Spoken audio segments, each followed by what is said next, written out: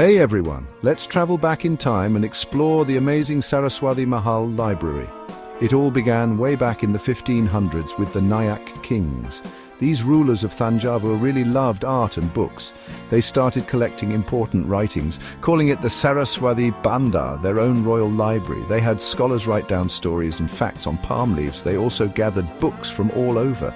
So the library started growing, filled with books on everything from poems to medicine. The Nayaks made learning a big deal, and their library became super famous for knowledge. It was a peaceful place for quiet study, and scholars came from near and far to learn there. The Nayak king's love of books started something truly special. The library was just waiting to become even better, and that's where the Maratha kings enter the story. The Nayak dynasty ended, but the love for the library stayed strong. The Maratha kings took over, and they were bookworms too. They knew the library was special and wanted to make it even more amazing. This is when the library really started to shine. Among the Maratha rulers, one king really loved learning, King Serfoji II. He ruled in the late 1700s and early 1800s. Serfoji II wasn't just a king, he was a scholar, a real book lover. He wanted everyone to learn, not just scholars. Serfoji II had big plans for the library.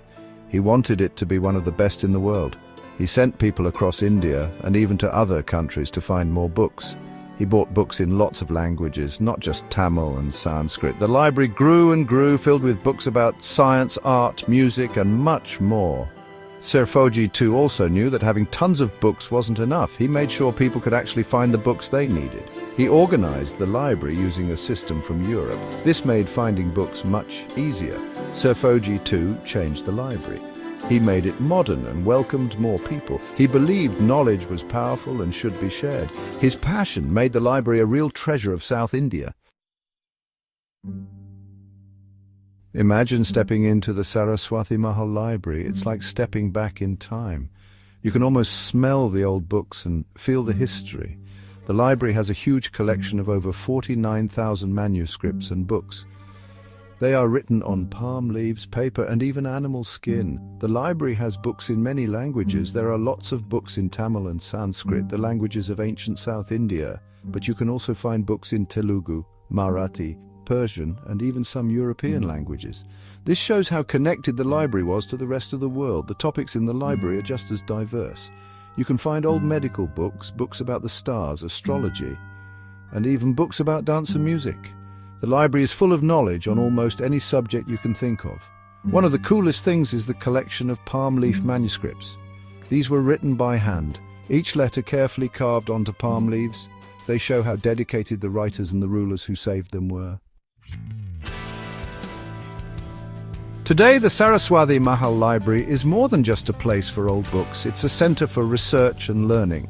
Scholars from around the world come to study its rare manuscripts. They work to translate them and learn about the past. The library has also gone digital. The library staff knows how important it is to save these old texts. They are taking pictures of every page and storing them on computers.